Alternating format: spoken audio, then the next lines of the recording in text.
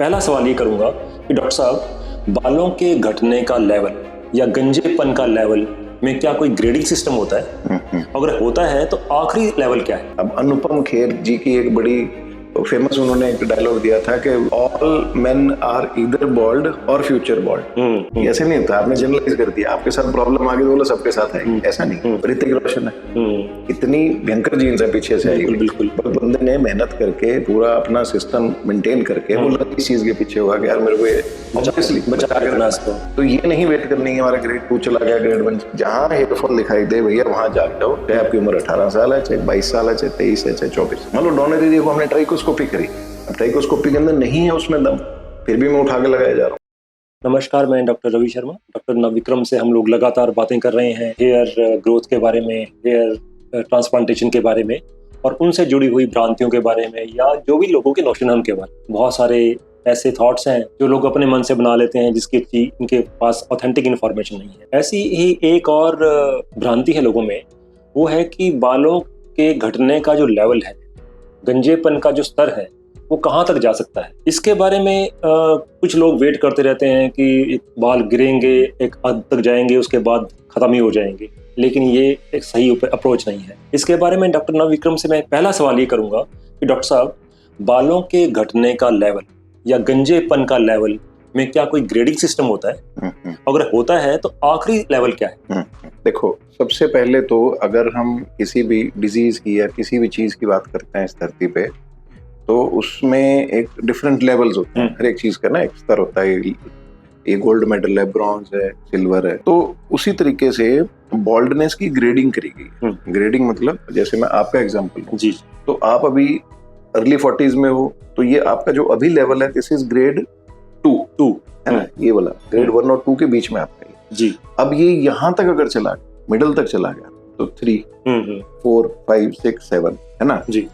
अब एक रफली आइडिया देना चाहता हूँ, ग्रेड जो 2 है आप उसको मान लो 20% बाल चलेंगे, ग्रेड 3 का मोटा मोटी लगाओ 30% चलेंगे, ग्रेड 4 का 40%, 50% और 60%।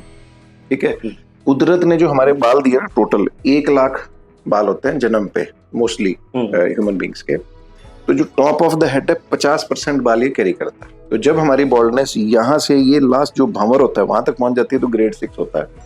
ग्रेड 6 के बाद और नीचे गिर जाती है तो ग्रेड 7 बोलते हैं। फिर ग्रेड 7 के बाद ग्रेड 7 प्लस लगा दिया जाता है जी, है ना, जो कि अंतिम, जो कि हाँ अंतिम आप उसको मान सकते हो कि इससे ज्यादा। फिर उसके बाद क्या रहता है कि बाल जरूर दिखेंगे आपको कुछ कुछ, बट उसके अंदर थिनिंग बहुत ज्यादा हो जाए, है ना। अब जैसे फॉर एग्जांपल अमित शाह जी हैं हमारे, उनका ग्रेड 7 प्लस है जी, तो उनके पीछे आपको बहुत पतली सी एक पट्टी दिखाई देगी। या हमारे जो डिफेंस मिनिस्टर है जी, उनके भी आप देखोगे तो बिल्कुल पिछले एक छोटी सी पट्टी दिखाई देगी, उससे ज्यादा उनके नहीं जा सकते। This is the last remnant of donor area. ये है, मतलब वो ना सिर्फ अपने पोस्ट के हिसाब से अपने बालों की सीनियर आगे टॉप पे पहुंच चुके हैं। सीनियर मोस्ट जी, तो ये जो ग्रेडिंग सिस्टम है, जैसे आपने बताया कि 7 लास्ट है, मैं एक बीच जानना चाह रहा हूँ कि जो ये ग्रेडिंग सिस्टम आपने बताया 7 प्लस का है, इसकी शुरुआत तो ग्रेड 1 से होती होगी। हाँ डेफिनेटली, मतलब बाल देखो जाएंगे तो तरीका तो ये रहता है ना कि साइड से गए या एपिसेंटर यहाँ बनेगा या फ्रंट 2 बनेंगे, 2 ही तरीके से हेयरफॉल आपका स्टार्ट होता है। सवाल मेरा ये है कि जो ग्रेड 1 और ग्रेड 2 है वो नेचुरली किस एज से शुरू हो जाता है? देखो, सबसे पहले तो हमें ये समझना जरूरी है कि मेल पैटर्न बॉल्डनेस एक जेनेटिक प्रॉब्लम है। जेनेटिक प्रॉब्लम यानी कि आपकी जीन्स के अंदर एक बटन लगा हुआ, अब वो बटन कब ऑन होता है वो डिपेंड करेगा कि आपका जीन एक्सप्रेशन शुरू हो गया, यानी कि इस जीन ने इस बटन दबाने से जो भी एक्टिविटी होनी थी वो नहीं स्टार्ट हो गई है। जैसे आपने बटन दबाया तो लाइट जल गई, दूसरे बटन से पंखा चल गया जी, तो बॉडी के अंदर वो बटन दबाने से बाल झड़ने शुरू हो जाएंगे। आप देखोगे हर घर में डिफरेंट टाइप के बटन होते हैं ना, किसी में एक बटन से सारी लाइटें जलती है, किसी एक से एक जलती है।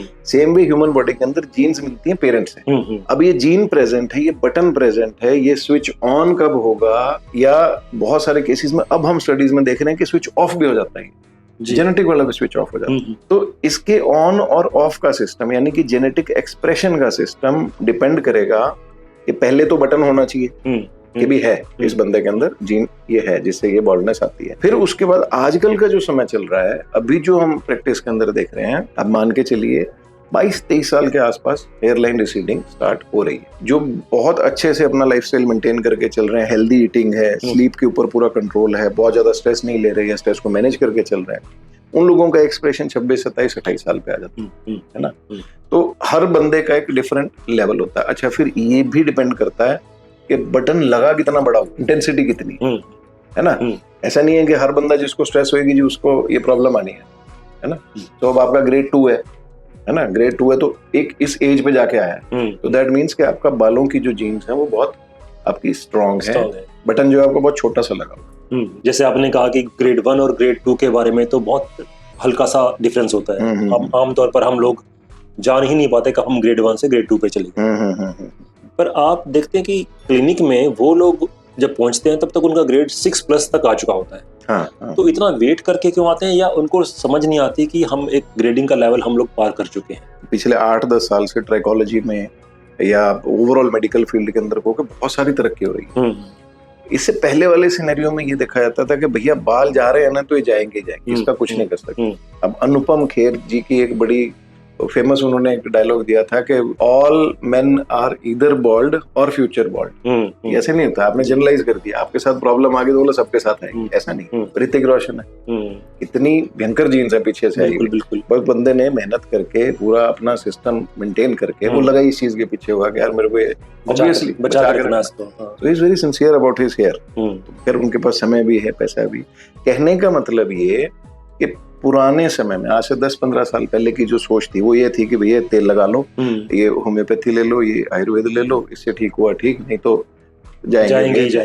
साइंस नहीं थी। अब हम इसके अंदर इतना घुस के आगे पहुंच चुके हैं। 21-22 साल के अंदर अगर किसी का हेयर फॉल स्टार्ट हो गया, अवेयर है बच्चा, हमारे पास आ गया, हमने देख लिया, मैं कभी इसका जीन एक्सप्रेशन आ गया, तो उसको वहीं का वहीं हम स्थिर रख सकते हैं।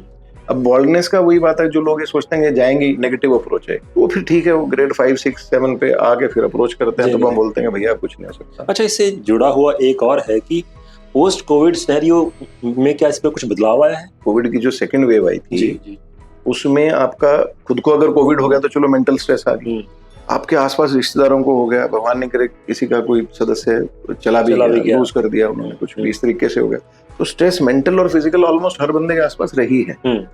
तो वहां से जिन जिन लोगों का था एक वल्नरेबल जीन था, वो सबके बटन ऑन हुए हैं, उनकी संख्या बहुत ज्यादा बढ़ी है। और उसने एज ब्रैकेट को भी कम कर दिया। हाँ, एज ब्रैकेट को ऑब्वियसली कम कर दिया। एज ब्रैकेट आप मानोगे, आप पोस्ट कोविड हमने एक बच्चे का मतलब 19 साल की उम्र पे मेरे को ट्रांसप्लांट करना पड़ा। अच्छा। हाँ, ग्रेड 3-4 तक पहुंच गया था वो बच्चा, बट वो इतना ज्यादा डिस्टर्ब था मेंटली, तो सुसाइडल टेंडेंसी आ गई, तो वैसे में हमें करना पड़ा, है ना। तो इसमें जो आपने अभी बताया ग्रेड 7 तक जाने के बाद बहुत थिन लाइन पीछे डोनर एरिया में रह जाती है, क्या उस दौरान भी उस स्टेज पर पहुंचने के बाद भी एक उम्मीद बची रहती है रिस्टोरेशन की? देखिए, जो मैंने पहले एग्जांपल दिया ना हमारे होम मिनिस्टर का और डिफेंस मिनिस्टर का, उस स्टेज में तो पॉसिबिलिटी नहीं है। क्योंकि देखो, डोनर हेयर ट्रांसप्लांट क्या है, आपके डोनर एरिया से ही हमने हेल्दी फॉलिकल्स लेके और आपके बॉल्ड एरिया पे लगाना है। बाहर से तो हम ले नहीं सकते। अब वो फॉलिकल्स कितने, बाल कितने हैं और उन बालों की क्वालिटी कैसी, इन दो चीजों पर निर्भर करें। अगर वो बहुत अच्छी क्वालिटी है, चाहे डोनर एरिया कम है as compare to bald area, तो भी हम क्या करते हैं कि एक सिंपल ट्रायंगल फॉर्म में आगे बाल लगाते हैं, इवन वो भी बहुत अच्छे लगते हैं जी। पीछे से चाहे बॉल्ड है, जैसे मोदी जी का एग्जांपल देता हूँ, उनका सामने में ट्रांसप्लांट हो रखा है, सिर्फ ये फ्रंटल एरिया का, और उसी से उनका वो ओवरऑल एक कवरेज दिखाई देती है उनकी, जो सामने से थोड़े से बाल जितने भी दिखाई देते हैं।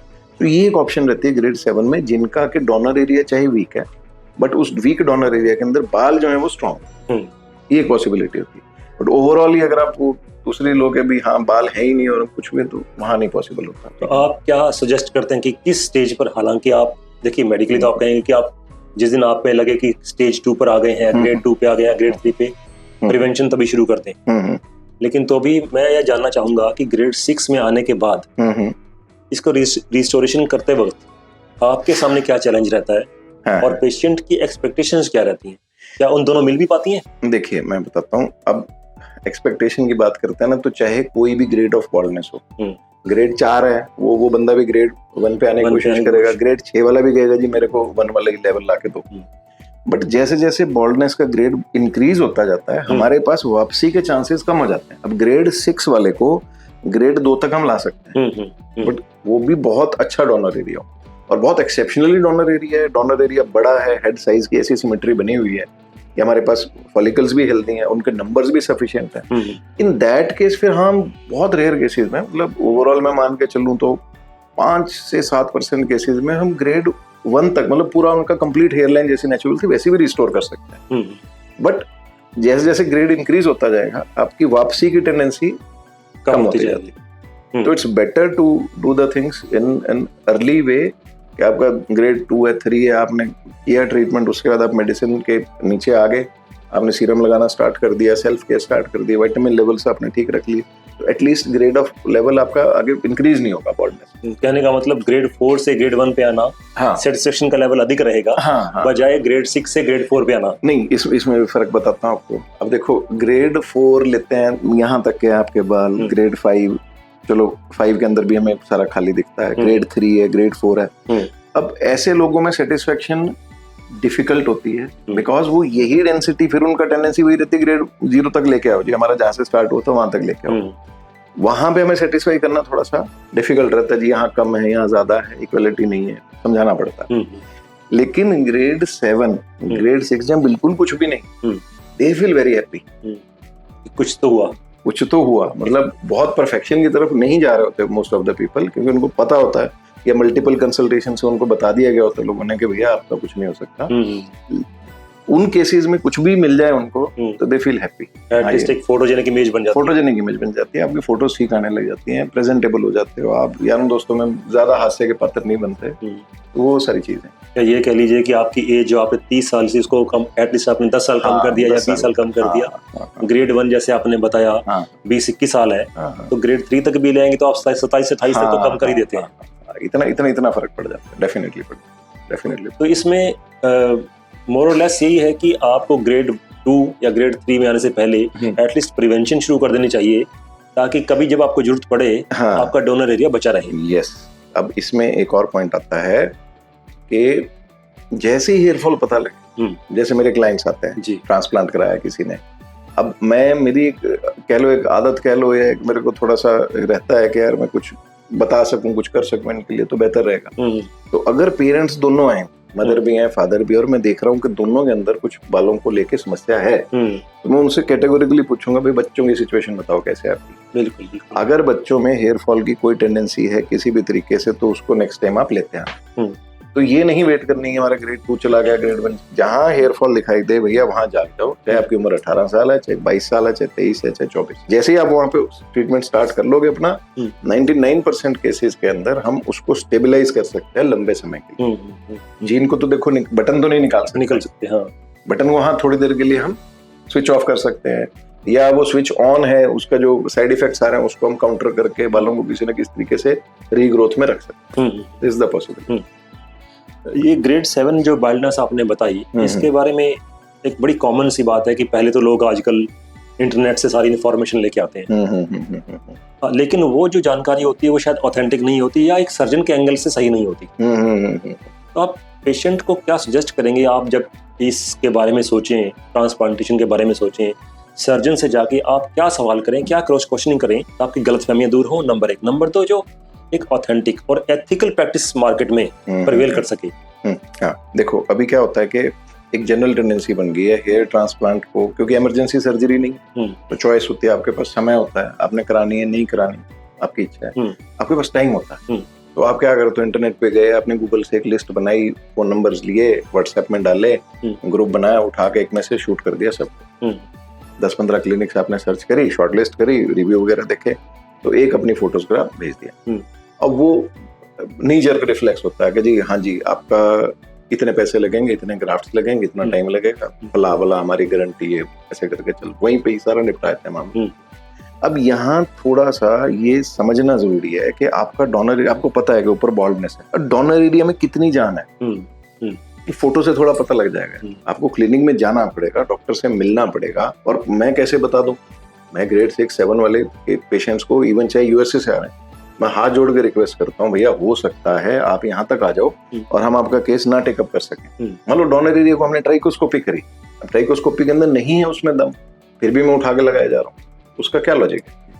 पैसा भी गया, आपका विश्वास भी टूटा, फिर आप कहेंगे कि तो टेक्निक बेवकूफ बनाते हैं, वो सारा कुछ है, ठगी वाला काम शुरू हो गया। सबसे पहला काम डॉक्टर से मिलके डोनर एरिया असेसमेंट करवानी बहुत जरूरी। तो जो ये आजकल चलन है कि फोटो भेज के आपने रेट मंगा लिया और उसके बाद चलो जी काम करा लिया, ये बिल्कुल गलत है। दूसरा इंपॉर्टेंट पॉइंट कि जो ग्रेड 6 या 7 के केसेस होते हैं, ऐसे केसेस में आप अपने डोनर एरिया से खिलवाड़ नहीं कर सकते। यही मेरा सवाल अगला था कि आम तौर पर देखा जा रहा है कि उनको लगता है ग्रेड 7 पहुंच गया, इसके आगे कोई गुंजाइश नहीं है, जितना है कर्दा कर दो। एज फैक्टर जो है, एक पर्टिकुलर एज से पहले अगर आप ग्रेड 7 में चले जाते हैं तो क्या ये भी एक चैलेंज रहता है कि डोनर एरिया को अगली स्टेज के लिए भी बचाकर कुछ रखा जाए? हाँ, बॉल्डनेस है। हम रूटीन में क्या होता है कि हम ये समझते हैं कि ये यहीं तक जा रहा है, बट मोर देन 60% केसेस के अंदर जो वो वीकनेस की वेव है वो पीछे वाले डोनर एरिया को भी पकड़ लेती है। तो ग्रेड 6 या 7 के अंदर यही मैं आपको बता रहा हूँ कि donor area assessment is required, क्योंकि कोई जरूरी नहीं है कि आपको तो दिखाई दे रहा है कि मेरे इतने बाल हैं, उन बालों में कितनी ताकत बची हुई है। ये भी है। अब ग्रेड 4 या 5 पे आपने भी मान लो कुछ नहीं करा, आप ट्रांसप्लांट नहीं, बट आप एटलीस्ट ग्रेड 4-5 आप मेंटेन करते हो with the help of serums. आपने एक लेवल ऑफ बॉल्डनेस, मान लो ग्रेड 4 है, ग्रेड 5 आपने मेंटेन कर। अब इस मेंटेनेंस से आपको एक तो आपके जो ऊपर बाल हैं वो बचे रहेंगे, और सेकंड क्या है कि आपका डोनर एरिया प्रिजर्व्ड रहेगा। आप अगर वेट करते रहोगे ग्रेड 7 हो जाए, सब चले जाएं, फिर मैं उसके बाद इकट्ठा ट्रांसप्लांट कराऊंगा, तो तब तक संभावना बहुत ज्यादा है, मोर देन 60% चांसेस हैं कि डोनर एरिया में भी आपके फिर उतने सॉलिड ग्राफ्ट्स नहीं रहेंगे, वीक ग्राफ्ट्स हो जाएंगे आपके, है ना जी। अब वही जो पिछले वाले क्वेश्चन के अंदर मैं ऐड करूंगा, टेक्नोलॉजी डज मैटर। जैसे भी ये नियो डीएचटी है, मैंने आपको लास्ट उसमें एक्सप्लेन किया था, ये 600 आरपीएम पे हमारी रूट्स को निकाल रही है, बड़े वाली मोटर हमारी 6000 आरपीएम पे निकाल रही है। अब ग्राफ्ट तो निकाल के लगे, वो दिख गए, तो ग्रो नहीं किए, देन व्हाट? डोनर एरिया भी खराब कर लिया, डोनर एरिया भी खराब हो गया। तो डॉक्टर की चॉइस होनी बहुत जरूरी है, उनका तजर्बा होना बहुत जरूरी है, आपका उनसे ये पूछना बहुत जरूरी है कि जी इस लेवल के कुछ केस किए हैं तो मेरे को उनकी फोटोग्राफ्स दिखा दो या वीडियो दिखाओ, ताकि एक सेटिस्फेक्शन बने। तो ऐसे केसेस में जब हम असेस कर लेते हैं तो फिर कॉन्फिडेंस आता है, उस कॉन्फिडेंस के बेसिस पे फिर हम क्लाइंट को बोलते हैं कि जी ये हो जाएगा। तो ये आप ये संदेश देना चाहेंगे कि सिर्फ आप बाल लगवाना ही एक आपका अंतिम मोटिव नहीं होना चाहिए एज ए पेशेंट। हाँ, आपको अपनी ओवरऑल आने वाले टाइम में यस जो डोनर एरिया की एक रिस्टोरेशन है, उसका भी ख्याल रखना चाहिए। यस कितना जरूरी। बाल झड़ रहे हैं, आपको ग्रेड 4 है, ग्रेड 3 है, कुछ भी है, आप अगर उस वक्त मेहनत कर रहे हो, आप कुछ भी सीरम लगा रहे हो, आप मेडिसिन ले रहे हो, कुछ भी एंटी डीएचटी ले रहे हो, सॉपलमेटो ले रहे हो, तो ये नहीं है कि आप इन्हीं के ऊपर फोकस, वो सारे स्कैल्प के ऊपर आपके उसका इम्पैक्ट जा रहा है। तो कल को आप प्लान करते हो तो आपके रिजल्ट्स बहुत अच्छे आएंगे। एक आखिरी सवाल मैं ये जरूर जानना चाहूंगा या पूछना चाहूंगा, पोस्ट ऑपरेटिव हेयर ट्रांसप्लांट के बाद लोगों में एक सिंपल सी नोशन है कि बस अब बाल लग गए हैं, अब इनका केयर की जरूरत नहीं है, अब इनको कुछ नहीं होगा, अब हम लोग इसके जैसे मर्जी, मतलब हमारा दिक्कत खत्म हो गई। हाँ, तो क्या इसके बारे में, और जब ये फिर से हेयर फॉल शुरू होता है, फिर से आता है, फिर भागे आते हैं? देखो, लॉजिक सिंपल ये है कि अब अपन अपने हर क्लाइंट को पहले ये टीचिंग जरूर देते हैं, ये मेंटली मैं उनको एक जरूर चीज फिक्स करता हूँ कि ऐसा मत समझना कि आपका ये, जिसको कहते हैं ना पंजाबी में कि स्यापा खत्म हो गया, हाँ, बस अब मेरे को कुछ करने की जरूरत नहीं है, वैसा भी अपने आप से, ऐसा नहीं है। जेनेटिक प्रॉब्लम है, इसने धीरे धीरे एक्सपैंड होते रहना, है ना। आप सोचोगे 16 साल में कैसे बाल थे, अब आपके फॉर एग्जांपल ग्रेड 5-6 है, तो धीरे धीरे बढ़ी रही है ना प्रॉब्लम। ट्रांसप्लांट से उसका लेना देना नहीं है, ट्रांसप्लांट में तो हमने रूट्स ला के आगे लगा दी। जो नेचर ने आपकी कुंडली में लिखा हुआ है ना, कुदरत उसके अगेंस्ट काम करेगी। बिल्कुल सही कहा आपने। अब आपका धर्म, आपका फर्ज ये बनता है कि आपने ये ट्रांसप्लांट कराया, अब इन रूट्स को जिंदा रखने के लिए बॉडी ने अपना एक छोटे लेवल पे डिस्ट्रक्शन करते रहना 24/7। हम बॉडी को डिस्ट्रक्शन से नहीं रोकेंगे, हम हार्मोन्स को बिल्कुल ब्लॉक नहीं कर रहे, हम ये कह रहे हैं कि जो आप नुकसान कर रहे हो कोई बात नहीं, हम इसकी भरपाई कर देते हैं। आपने दीवार का एक छोटा सा हिस्सा तोड़ा, हमने उसमें कुछ ईंटें फिर लगा दी, फिर आपने फिर तोड़ा, फिर हमने लगा। ये है आदत डेली रोज रात को सीरम लगा के सोने की, दवाई लगा के आपने तेल की तरह रात को सो गए, आपने वो रिपेयर वाला आपने अपनी तरफ से अपना फर्ज पूरा कर दिया। That is maximum you can do and that is minimum you should do, right.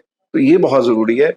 और ग्रेड 7, ग्रेड 6 जहाँ बॉल्डनेस बहुत एक्सट्रीम है, वहां तो मैं बोलता हूँ मेडिसिन आपको चाहिए, सीरम आपको लगाना ही लगाना, इसके बिना काम नहीं चलेगा। अगर नहीं लगाएंगे तो होता क्या है कि वो थिनिंग आनी स्टार्ट हो जाएगी, एयरलाइन वगैरह नहीं रिसीड करती, बाल आपको दिखाई देंगे पर पतले पतले पतले पतले होते जाएंगे, वो फील नहीं आएगी फिर आपको कि यार ये मैंने ट्रांसप्लांट कराया था शुरू में इतने बढ़िया रिजल्ट थे, अब फिर ये वापस पतले हो गए बाल, है ना, हेयर फॉल स्टार्ट हो गया, कुछ भी हो गया। तो वो सारी चीजों के लिए है कि prevention is better than cure. Transplant कराया, जिम्मेवारी से आप उसको करिए, चाहे ये ग्रेड 2 है, 3 है, 4 है, 6 है, 7 है, हर एक में मेडिसिन की जरूरत तो रहेगी। पेरेंट्स को क्या सलाह देंगे कि हमारा जेनेटिक कोड क्या है, इसको देखते हुए अपने बच्चों की पहले से ही हिफाजत? ये अभी बहुत अवेयरनेस आ गई, अब तो बड़ा अर्ली स्टेजेस पे, मतलब 14-15 साल की उम्र पे। लेटेस्ट जो हमने कंसल्टेशन किया, आप हंसोगे, 5 साल की गुड़िया के लिए किया। अच्छा, 5 साल की गुड़िया तो के लिए पेरेंट्स अवेयर थे कि हमारा जेनेटिक कोड क्या है?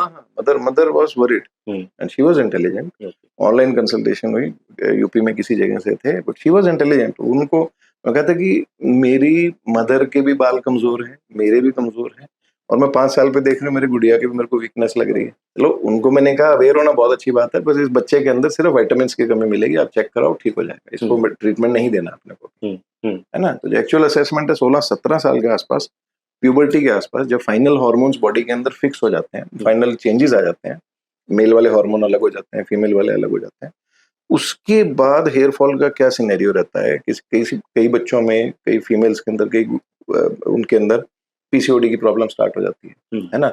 जो बच्चे होते हैं, मेल होते हैं, मेल पैटर्न बॉल्डनेस का हल्का सा रिसेशन दिखने लग जाएगा, हेयर फॉल दिखने लग जाएगी। तो हेयर फॉल को अब लाइटली लेने की जरूरत नहीं है कि जी ये तो कोई बात नहीं, होता रहता है, सीजनल है, ये बारिश की वजह से हो गया, ये फलाना हो गया, टेंशन। एक बार हो रहा है तो यार उसको हाथ पैर मारो, उसके बारे में एक बार पकड़ो इनिशियल लेवल पे उसको, आगे नहीं तो फिर प्रोग्रेशन होनी शुरू हो जाएगी। डॉक्टर विक्रम, मैं समझता हूँ आज की जानकारी उन लोगों के लिए तो जरूर फायदेमंद रही होगी, जो अपने खुद का जेनेटिक कोड, घर में बाल्डनेस के केस होते हुए भी बच्चों के बारे में ध्यान नहीं दे रहे थे, एटलीस्ट वो जान पाएंगे, हमारा जेनेटिक कोड समझें, और उम्र से पहले बच्चों के बालों के बारे में देखभाल शुरू कर दें। जी। हालांकि ग्रेड 7 तक पहुंचने की नौबत ना ही आए तो अच्छी है। तो इस जानकारी के लिए धन्यवाद। हम लोग इस तरह के और सवालों के साथ डॉक्टर विक्रम से मिलते रहेंगे। धन्यवाद।